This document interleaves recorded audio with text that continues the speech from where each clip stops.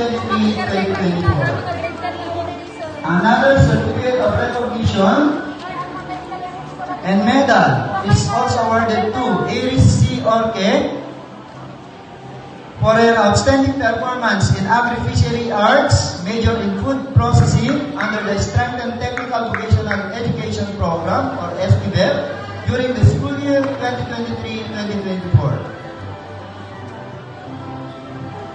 Another certificate of recognition is awarded to Iris Cambria Orque for being the second place in sports writing Filipino category during the 2024 Alcala East and West Municipal Journalistics. Another certificate of participation is awarded to her for having actively participated during the 2024 Division Festival of Talents held on April 18 to 20, 2024 in the Taran National Trade School, the Taran, Cagayan.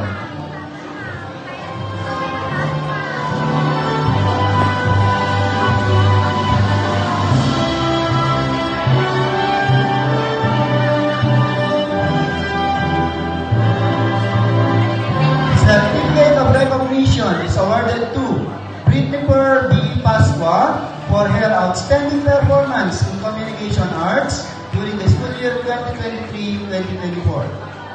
Another certificate of recognition